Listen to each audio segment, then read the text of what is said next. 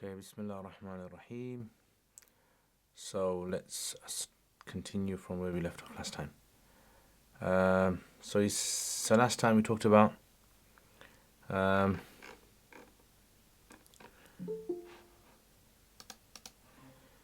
so discussion was okay. So قال أبو حنيفة ومحمد إذا دفع الزكاة إلى رجل يظن فقيرا ثم بان. So we mentioned this masala about a person who gives their zakat and they thought with almost certainty that this individual was eligible to receive zakat, and then they found out that this person was not. Then in this case we say that the person's zakat has been done and does not have to repeat the zakat again, as opposed to Imam Abu Yusuf. He said that the person must repeat the zakat again. Okay, all right, so now let's just continue it from here. So we said, just over here we said كما إذا اشتبهت عليه القبلة. Yeah, so the argument that was presented that we said was, it's like the being unaware of the Qibla direction, and so you face in one particular direction the Qibla and you tried your best to try and identify the Qibla. Even if you're wrong, your salat will be fine, and later on you found out that you were in the wrong direction. The salat is considered to be valid. Okay, and this is an important principle as well in Hanafi madhab, which is لا يكلف الله نفسا إلا وسعها. Allah does not burden a person more than they can bear. So you tried your best to find the direction of the Qibla, you prayed your salat, and that's it. You did what you could. And then we said وعن أبي حنيفة في غير الغني. So in all the other individuals besides the rich person, لا يجزئ. That's a غير ظاهر رواية, but the ظاهر رواية هو الأول, meaning that whether he's a Hashmi or whether he's a rich person, etc. In all cases, if a person has done at least a bit of due diligence, has figured out. So a lot of people, they ask this kind of question when they're giving their zakat and they say, I have a particular relative or I have a particular friend and I feel that this person is a poor person. Yeah, they are eligible to receive zakat. So then you can give your zakat to them based upon this. So he says, وَهَذَا إِذَا تَحَرَّى فَدَفَعَ. And this is when the person has done tahadri, meaning they've sort of like done enough due diligence that they don't have to go to the level of checking their bank statements or checking, personal information. No, they just have to look at from the zahir. فَدَفَعَ وَفِي أَكْبَرْ رَأْيِهِ أَنَّهُ مَصْرَفٌ. So in a person's akbar ra'i, the person believes that this individual is a recipient of zakat. أما إذا شك ولم يتحرى. However, we mentioned this last week. We said if a person has shak, they're unsure 50-50. I don't know if this guy is a recipient of zakat or if he is not a recipient of zakat. So in that case, أو تحرى, or he basically does taharri فدفع وفي أكبر رأيه, but he truly believes that he's not a masraf. Then in those two cases, zakat will not be done. Yeah, so if a person has akbar ra'i and he believes that I don't believe he's a masraf, and he still gives it, then it won't be acceptable. إلا إذا علم أنه فقير هو الصحيح. Unless later on he finds out that he was a faqir. So last week we mentioned this. So now from here it's over here now. ولو دفع إلى شخص ثم علم أنه عبده أو مكاتبه لا يجزئه. So now, if you remember, the previous one was to do with if he gave and he found out later on that he was a Ghani or Hashimi from the tribe of the Prophet ﷺ, or he was a kafir, right? So, or he gave it in the dark and it turned out to be his father or his son. Those situations is where the ikhtilaf lies. As for if a person went to give their zakat and when they gave their zakat, later on it turned out that the individual they gave their zakat to was their slave or even their mukatab, then according to everyone, zakat would not be done. So basically, let's say for example, I've got a slave and I've given my zakat money to someone else to give to poor people, and he thought my slave was a recipient of zakat. He didn't know it was my slave, and he's given the zakat money to him. My zakat would not be done. Yeah, it wouldn't suffice. And likewise my mukatab. Mukatab is different from a normal slave because Mukatab is a contractual slave where he's made a contract with you that if he was to pay you a certain sum of money, then he goes free. Yeah, so even in his case, if you were to give your zakat money to him, it wouldn't go through. Yeah, so this also a rule applies to mudabbar, and this also applies to walad as well. Yeah, so all four of these types of slaves: a full slave, a mukatab, a mudabbar, and a walad. A mudabbar is that slave where a master has made a deal that if he was to die, he's going to go free. And a walad is one where the master has had intimacy with a slave woman. She's had a child, and then he's claimed that the child belongs to him.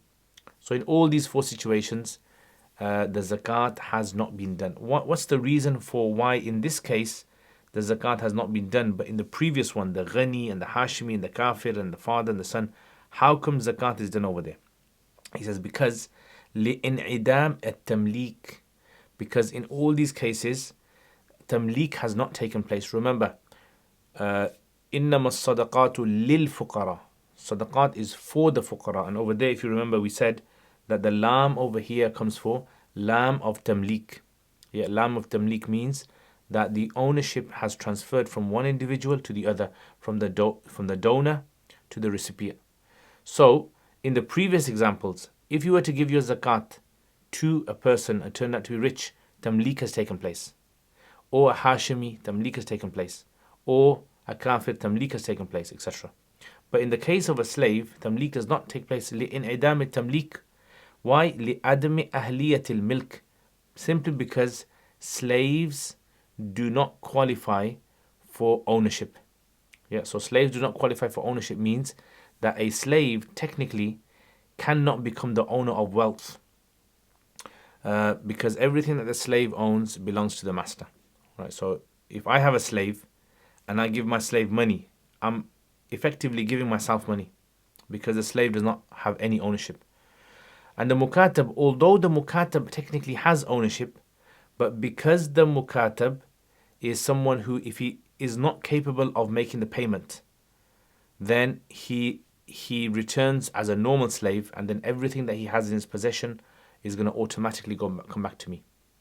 Yeah, so this is the problem with the slave issues, because لعدم أهلية الملك وهو الركن على ما مر, and this is considered to be the rukn, the cornerstone of all of zakat, transfer of ownership. Right? Once you've understood zakat revolves around transfer of ownership from one human being to another human being, then zakat becomes very easy to understand. Okay, so that masla is done. Then he says, ولا يجوز دفع الزكاة إلى من يملك نصابا من أي مال كان. And it's not permissible to دفع الزكاة, to hand over the zakat, إلى من يملك نصابا من أي مال كان, to a person who possesses a nisab from whichever mal he has it in. So whether he has mal, so let's say for example there is a person, this person has camels, or this person has cows, or this person has goats, or this person has gold or silver or anything else, any of the nisabs, those seven types of nisabs that we mentioned, yeah, any one of those nisabs that a person possesses, that person does not qualify for zakat, because that person is themselves someone who potentially has to give zakat, right? So they're ghani, so therefore they can't receive zakat. So لا يجوز دفع الزكاة إلى من يملك نصابا من أي مال كان. Right? So this is the whole issue that this revolves around. Now, so there's three types of people, okay? There is someone who has no mal at all, right? So no mal at all, in the sense that his possessions that he has is below the nisab. Number two is a person whose possessions they have, I mean they possess nisab. One of the seven types of nisabs, they possess them. Right? So either camels or cows or goats or gold or silver, etc. And number three is a person who has mal, but they don't have a nisab. So they have mal, but they don't have a nisab. This individual is the individual that we need to understand, which we're going to talk about in a bit. This one. The first type, you can give them zakat, right? Because clearly they fall under the category of fuqara and masakin, etc. And the second type is the one, obviously they're the donor, they're the giver, so they can't give zakat, they can't receive zakat. And then the second type is the one which we discussed. لأن الغنى الشرعي مقدر به, because shar'i richness or shar'i ghina. So let's say, for example, I have £100. Someone might say I'm rich, but I'm not considered rich according to the Sharia. Yeah. So this is why, certain words in when the Quran was revealed, certain linguistic words that existed from before, these words are given a new definition. So, for example, like salat, when the salat came, and Arabs understood salat as dua, but when it came in the Quran, it came with a new meaning now, right? And it came with the meaning of takbir and qira'ah and ruku and sujood, etc., etc., all that. And like with Hajj meant to overpower, and then when Sharia came with it, it came with a specific meaning, af'al makhsusa fi awqat makhsusa fi makan makhsus, right? All of that. And so for this is what we call naqal shar'i. We call this naqal shar'i. Naqal shar'i means where a particular word is now transferred from one meaning to another because of the Sharia.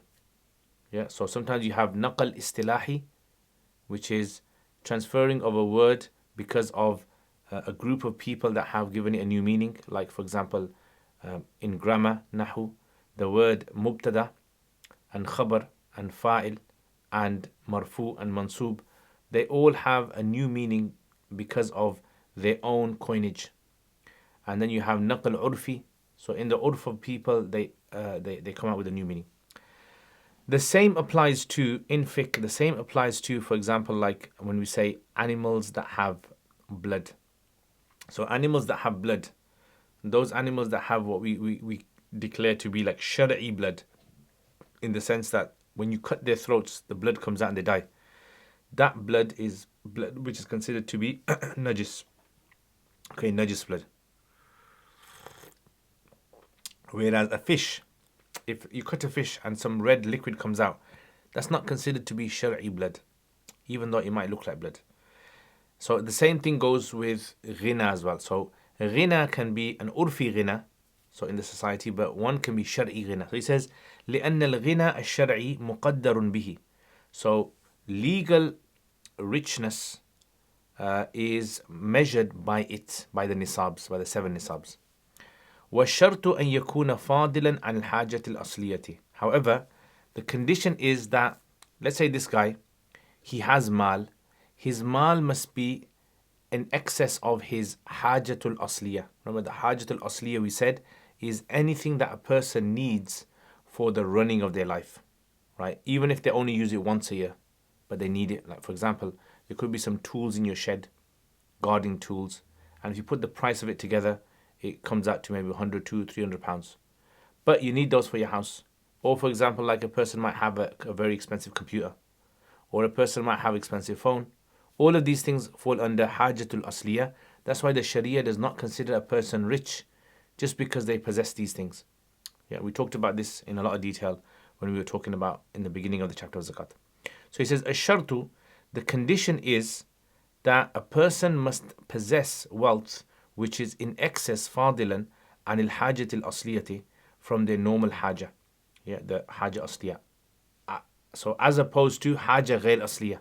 So for example, if a person had, let's say, 5 phones and he only uses one and the others he doesn't even need, those 4 other phones would be considered to be ghair asliya, right? So they'd be considered to be excess.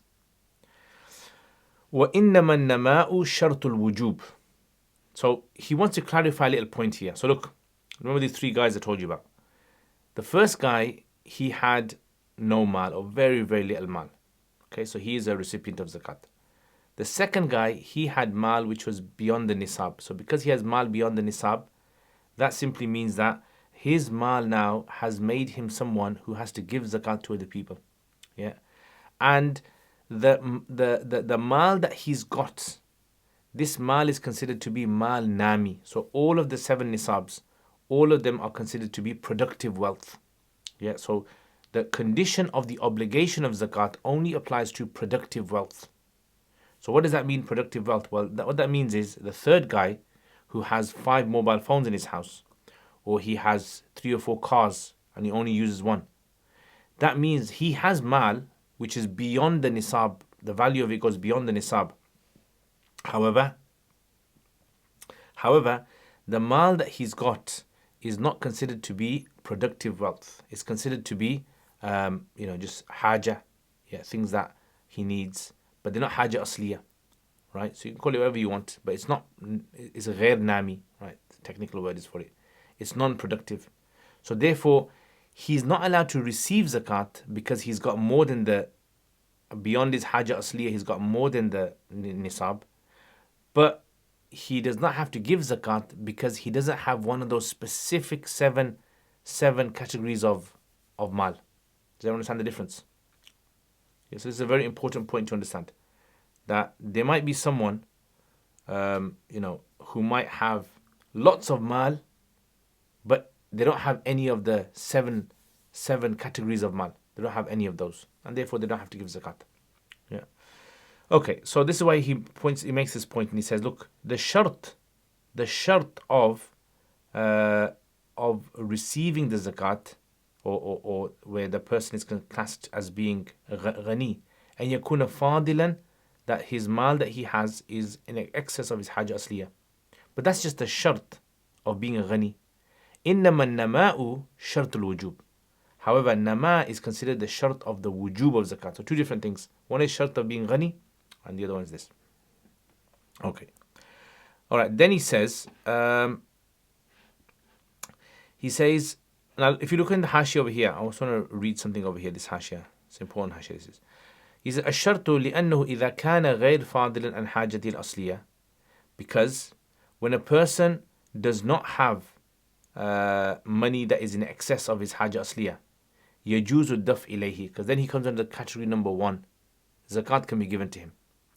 والحاجة الأصلية في حق الدراهم والدنانير. So if someone asks this question, what if a person has cash? What if a person has cash, gold, silver? What about that? So he says, well, the hajatul asliya when it comes to gold and silver coins is that if you possess them and they are more than the nisab, so 200 silver coins or 20 mithqals of gold coins, they have to be mashghul, they have to be there because of a debt. So you've got them, but at the same time you have liabilities. So that's why you can cancel the value of the coins in lieu of the debt. وفي غيرها احتياجه إليه في الاستعمال.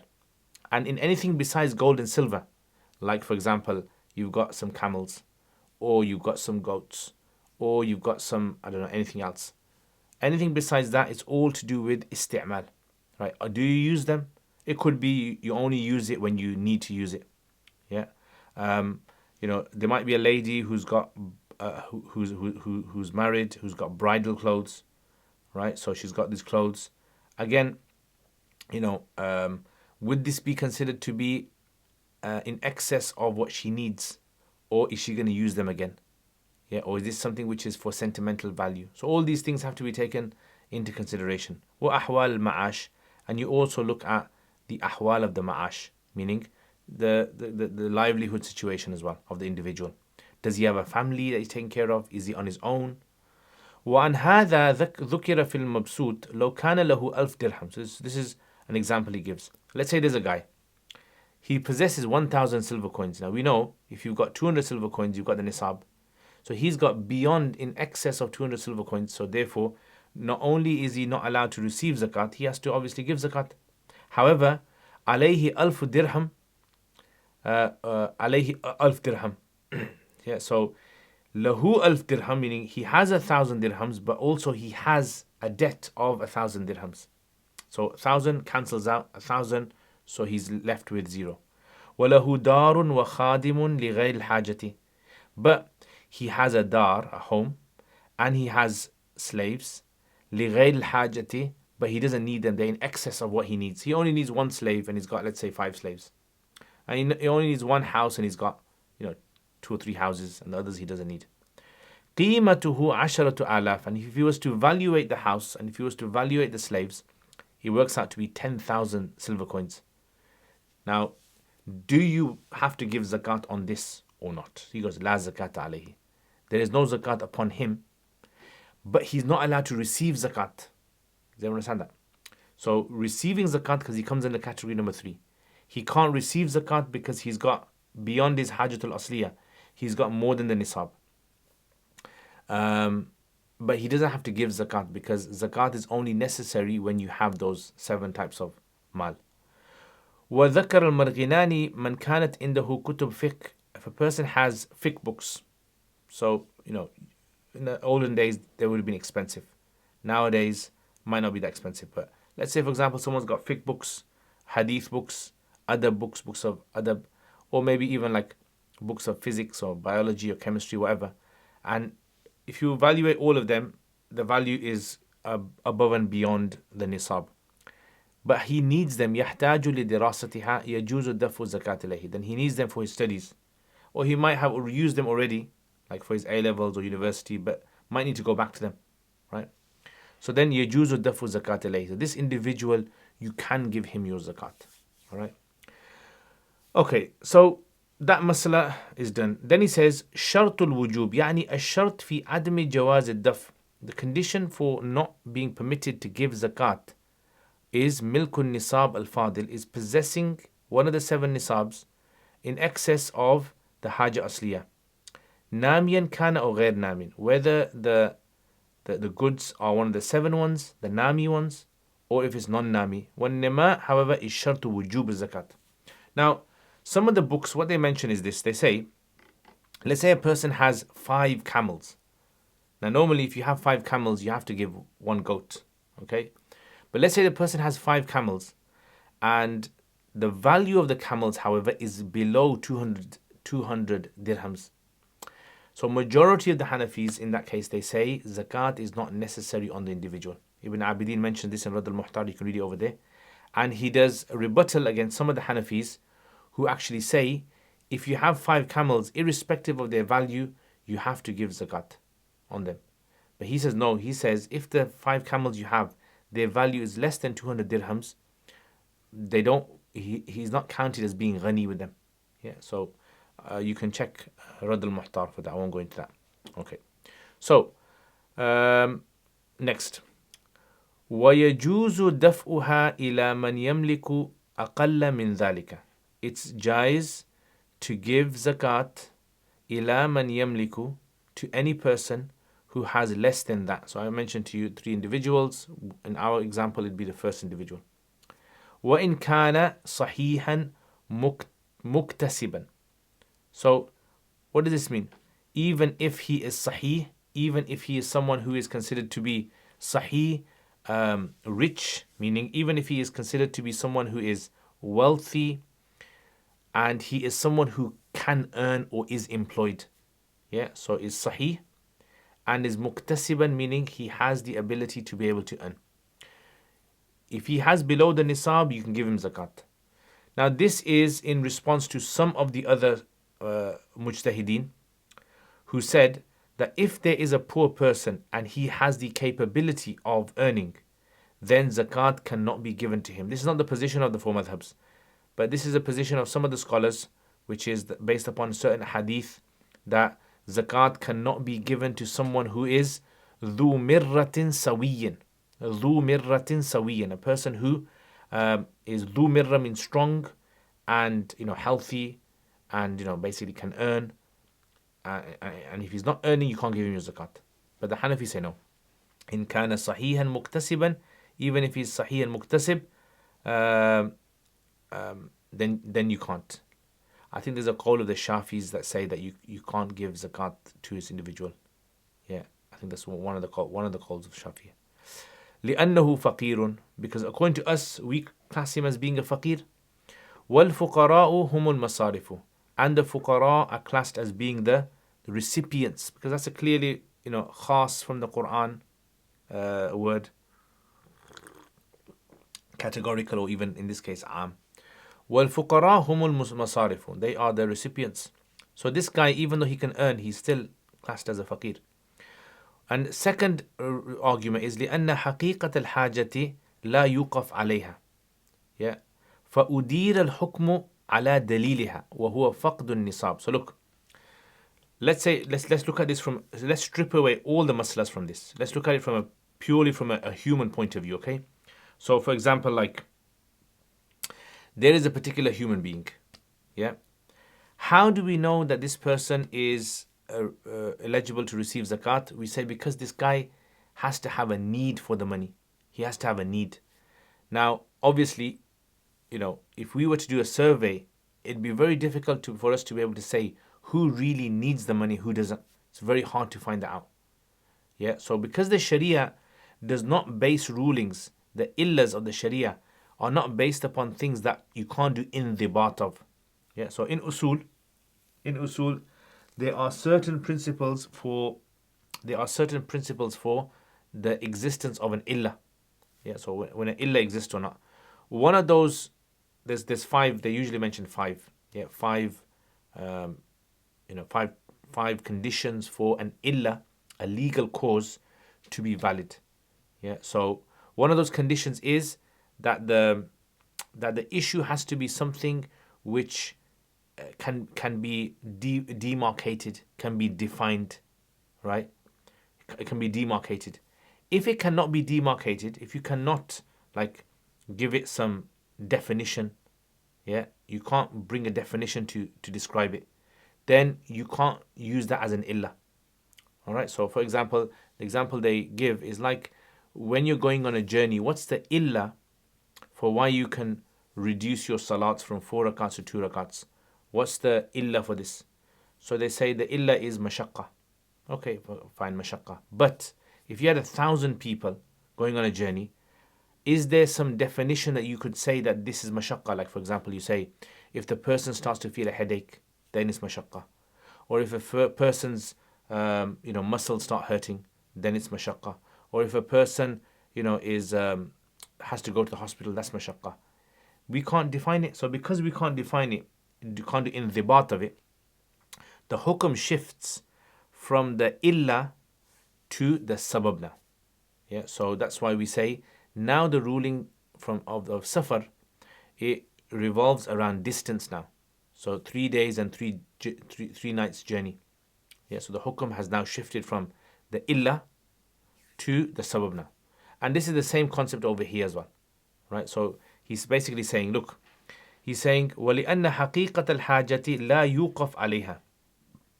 حَقِيقَةُ الْحَاجَةِ, it's not something that can be easily identifiable. It's very difficult to actually come out with some indhibat.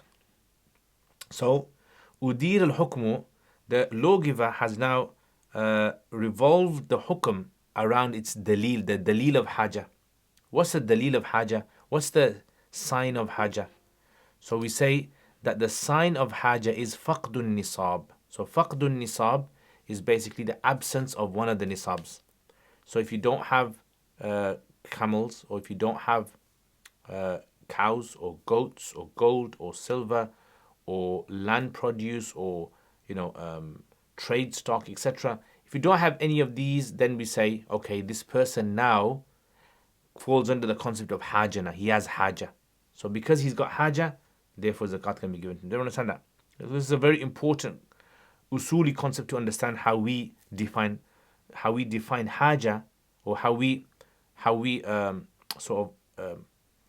understand the concept of need. Right? Very important to understand how the concept of need works. And this is like nowadays, some of the Malikis, they actually revolve poverty. So their concept of poverty revolves around like the urf. Like in a particular society, what do they generally consider there to be poverty?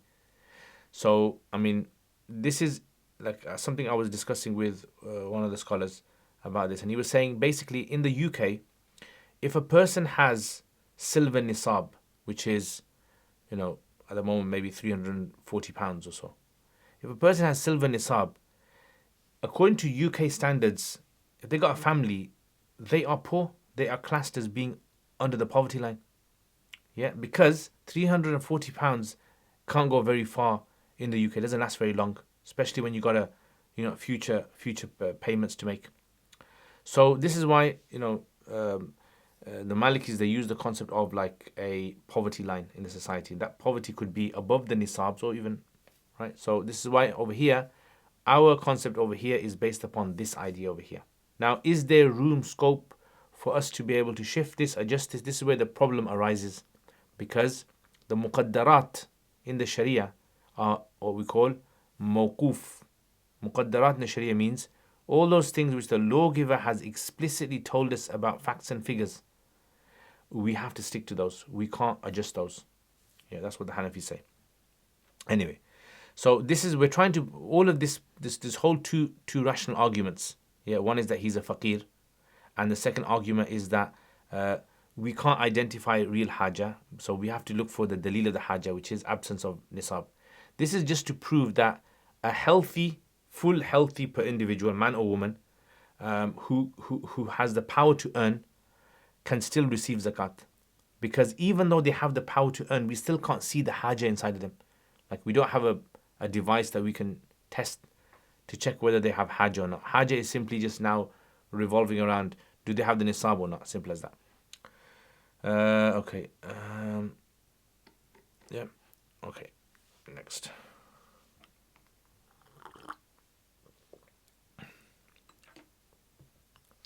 Okay, so he says, وَيُكْرَهُ أَنْ يَدْفَعَ إِلَى وَاحِدٍ مِئَتَيْ دِرْهَمٍ فَصَاعِدًا وَإِنْ دَفَعَ جَازًا. So he says, it's considered to be makruh to hand over to one individual 200 dirhams or more. It's considered to be makruh to hand over to one person 200 dirhams or more. What does that mean? So what that basically here is saying is that the nisab for zakat, right? The smallest nisab for zakat is 200 silver coins. Okay, let's say for example I have to give my zakat, and let's say I have, I don't know, let's say I've got 500 silver coins zakat to give. 500 silver coins of zakat to give. So can I give all these 500 to one individual? So technically, yes, I can give all these 500 to one individual. However, he's saying it's considered to be makruh to give one individual more than 200 silver coins. Right? So more than 200 fasa'idan or more. وَإِن دَفَعَ جَازَ. And if, however, a person was to give them 200 or more, if I was to give all my 500 silver coins to one individual, then it would be counted as being jaiz. Imam Zufar, he argues no. He says that it's not jaiz. Okay? Meaning that if you were to give it to him, your zakat would not be done. Yes, so it's not considered to be jaiz. لأن الغني قارن الأداء. So قارن يقارن means it's close to. Yeah. So basically, what is he saying over here? So he's saying, or غنى rather, this should be غنى. لأن غنى قارن الأداء. غنى, so richness, has become close to ada. So what this basically means is, let's say for example I give 200 silver coins to an individual on the 1st of Ramadan, and he uses it, and then the next year on the 1st of Ramadan someone gives him 200 silver coins or more again. What's the problem over here? The problem is that now on the two sides of the year he has nisab. So on the 1st of Ramadan he's got nisab, on the next 1st of Ramadan he's got nisab. So that means he technically, according to our rules, he qualifies to give zakat.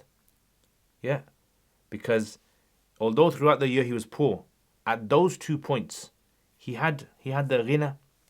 So this is why he says لأن الغنى قارن الأداء, because ghina has come at the same time, at the time of ada. So technically he has become rich at the time of when he was given the zakat. So the 2 points in the year, فحصل الأداء إلى الغني. So technically now ada has now occurred to a rich person, because technically he's rich. So this is what Imam Zufar is saying. right? That you can't give him 200 or you're not allowed to because you're technically giving it to a rich person. That's his argument. Okay, so what's our response? He says, أن الغنى حكم الأداء فيتعقبه. Yeah, so al-ghina, so he's saying basically richness, being rich, is the hukum of ada. In other words, ada, richness occurs after the ada has been done legally. Yeah, so in other words, this individual will not be classed as being rich at the time when you were giving it. He becomes rich after you gave him. So let's look at it this way. Imagine, for example, at 10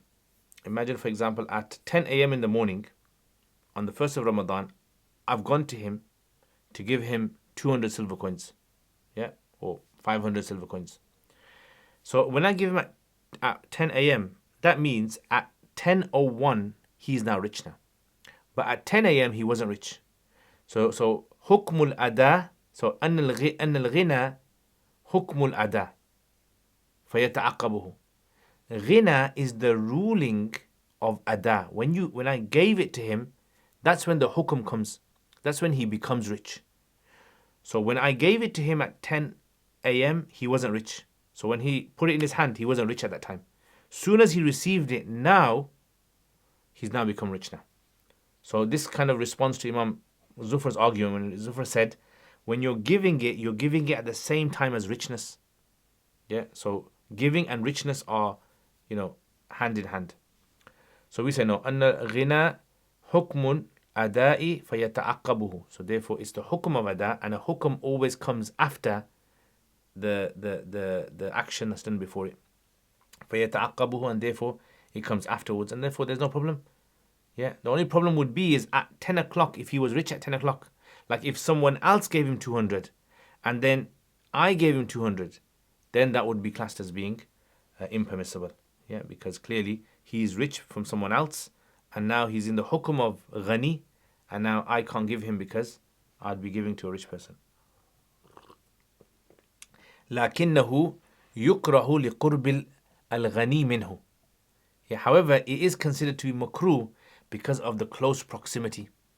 Yeah, because you're enriching him, you are making him rich, and then at the same time as you giving him the money, he's becoming rich. So there's an element of karahat there. Kaman salla, and is there any example of this in fiqh? They go, yeah. Kaman salla wa biqurbihi najasa. Like for example, if a person prays salat and near him there's najasa, like they're playing a dirty toilet. There's a dirty toilet, feces and urine there, and you pray salat near there. It's considered makruh because of the close proximity. So he's just giving an example of close proximity. Now, just to clarify a point over here, which is this ikhtilaf, or this issue, is only if that individual who the zakat is being given to is someone who is not in debt. If the person clearly is in debt and has got a lot of liabilities, then you can give him more than 200 is fine. So let's say a person's got £10,000 of debt, then it's fine. You can give him, zakat, no problem about that. Yeah, and we also talked about the amil as well.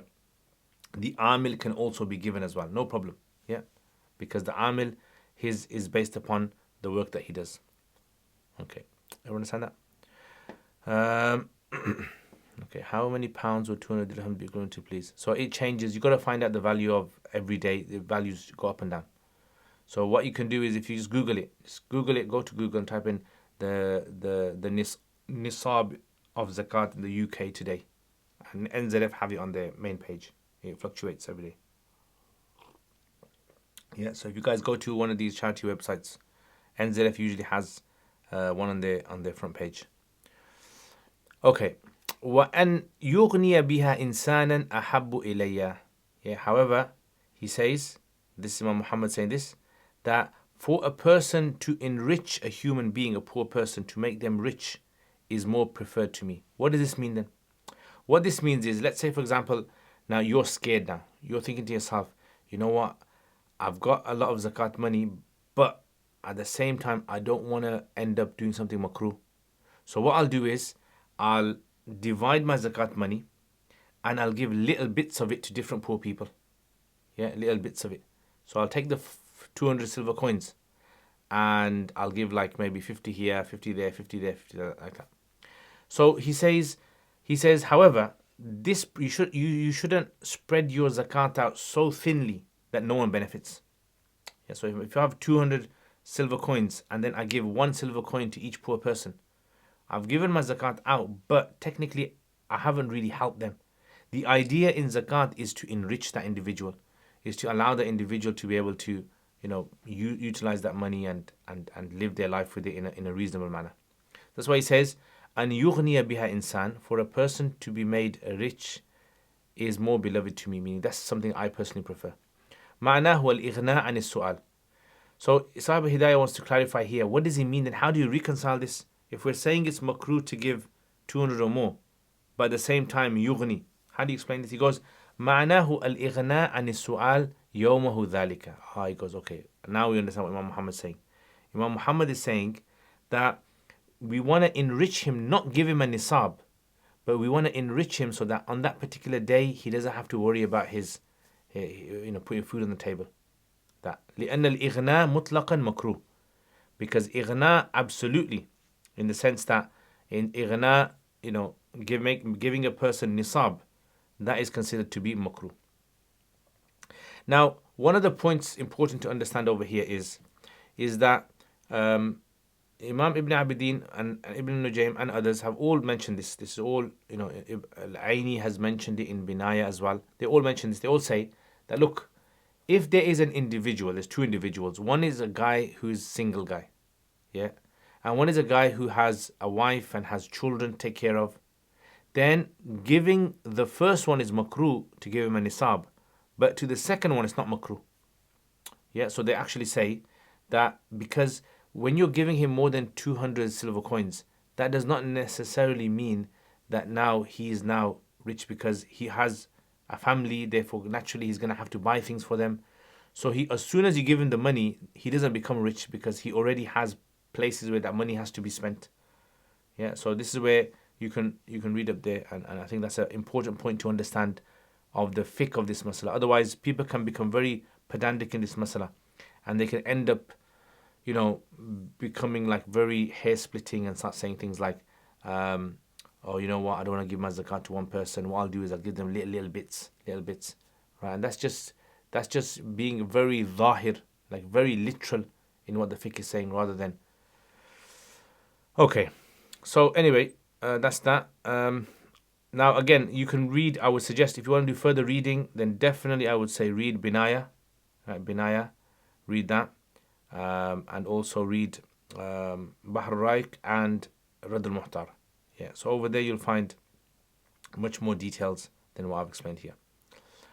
قال ويكره نقل الزكاة من بلد إلى. Actually, let me just find one more point that I wanted to mention. In Rad al-Muhtar.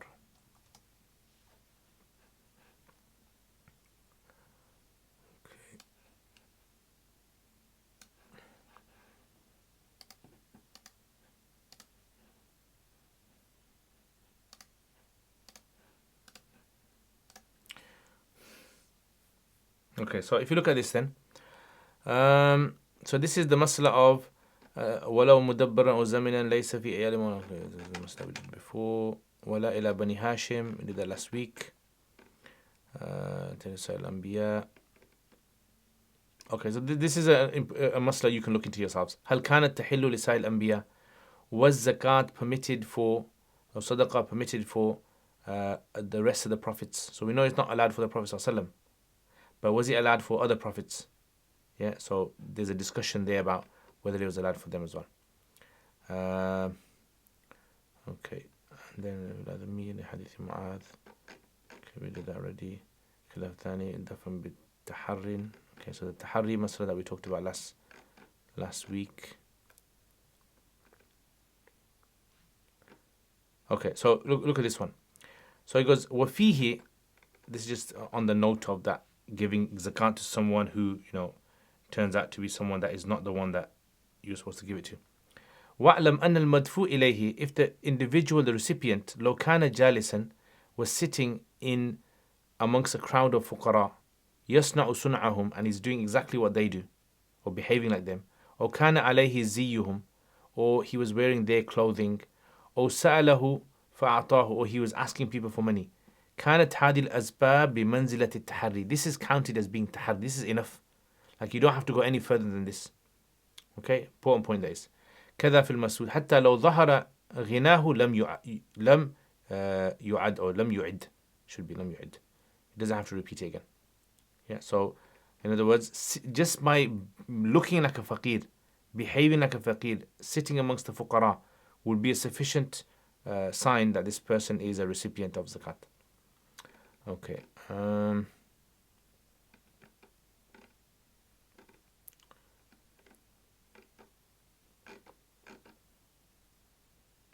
Okay.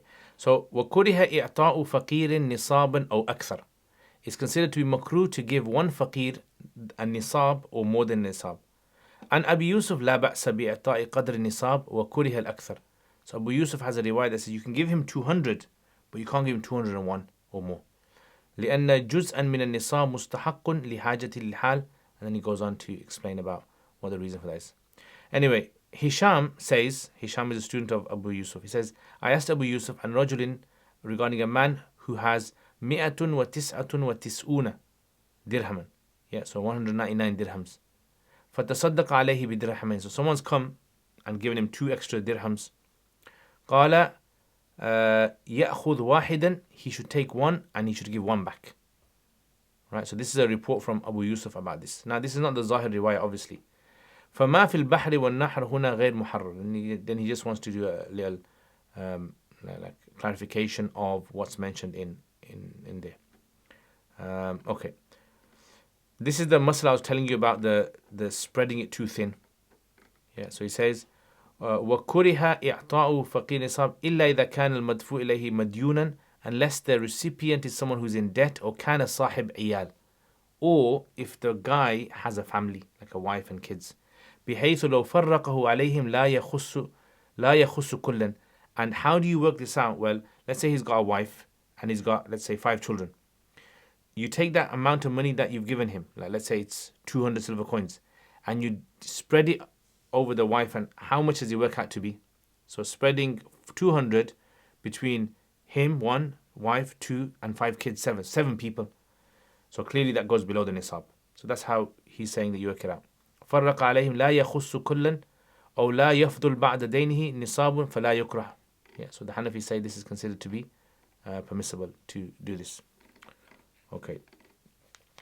So he says, where is it? Okay. He says أي الإيال فهو راجع إلى قول كان صابر لأن التصدق عليه في المعنى تصدق على إياله. So giving money to him is like actually giving it to his family. وقوله أو لا يفضل معته. So that's the important point there.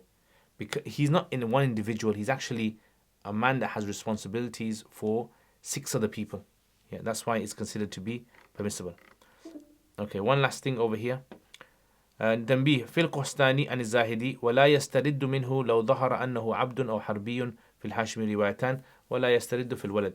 Now, there is an ikhtilaf between the Hanafis with regards to the masala of if you were to give a person zakat and then later on you found out that this individual is, let's say, your slave or whatever, what do you have to do? Do you have to take it back off them? So if it's your own slave, yes, you take it back off them. But if it's not your slave, if it's someone else, then here's where Hanafis differ on this issue. Some say you have to repeat your zakat again, but you can't take it off them. Once you've given it to them, it's theirs now. But your zakat has not been done. Yeah, and the other opinion is that no, you take it back off them, and you give that zakat again from that same money. Right, so you can again read it in Radd al-Muhtar over there. Okay, we just got one masla left, and then inshallah I think we'll just leave that for next week. Yeah, just don't want to rush it too much. Okay, so this is the last masla is to do with transferring money from one part of the world to the next part of the world. And there's a lot of questions that are raised about this, so we'll not rush it. Okay, one little issue that I just want to mention about this giving a recipient more than the nisab. This is something that National Zakat Foundation was struggling with. The reason was because sometimes the National Zakat Foundation, a refugee would come or poor person would come, and that poor person basically, if you gave him more than the nisab, the minimum nisab was, let's say for example today it's about £340. Let's just say for argument's sake, it's not enough for him to do his case. So he needs money to be able to do a case for himself or whatever. So in that case, if we were to take what we just read in Rad al-Muhtar, it'd be permissible to give him enough for him to be able to sort himself out. So what they used to generally do, I don't know if they still do it or not, but this was like a few years ago. What they used to do was they used to give a recipient just below the nisab, and then when they needed more to top up, they top up for them. Right? Just to avoid this particular masala. Okay, if you have any questions, you can put them in the comments. Let's just summarize what we covered today. So today we covered the issue of giving your zakat to your slave or mukatab or so on. So we said the zakat is not done simply because there's no concept of tamlik over here, because a slave does not qualify for ownership. And it's not permissible to give your zakat to anyone that possesses any of the 7 nisabs. You cannot give your zakat to any of those individuals. And the reason is because they are rich technically. And the question obviously here is that what about when we say they are rich? What if someone has goods in their house that are more than the nisab, the value of the nisab, but they don't have one of the 7 nisabs? We said that is, the person has the shart, but they don't have the shart al-wujub. So because they've got the shart, they can't receive zakat. And because they got the shart, they don't have the shart al-wujub. Or if they've got the shart al-wujub, then they have to give zakat. So there's 2 separate things there. Having goods or valuables, personal items that are worth more than the nisab, and then having one of the nisabs. And is it permissible to give zakat to a person who is poor but is healthy enough to work? And we say yes. According to Hanafis, yes. One call of the Shafis, no. Why do we say it's allowed? Because we say this is all based upon the idea of poverty. They're poor at the moment, so it's fine. And also the idea of haja. Haja is something that cannot be detected. So it's hard to detect. So the hukum revolves around its dalil. And the dalil of haja is having less than nisab. And it's considered makruh to give your zakat to an individual of 200 dirhams or more. And Zufar says it's not even allowed. We say no, it's allowed, it goes through, but it's considered makruh. And then we discuss the issue of a person has a big family, etc. Okay, we'll stop there. Alright guys, take care inshallah. Assalamu alaikum.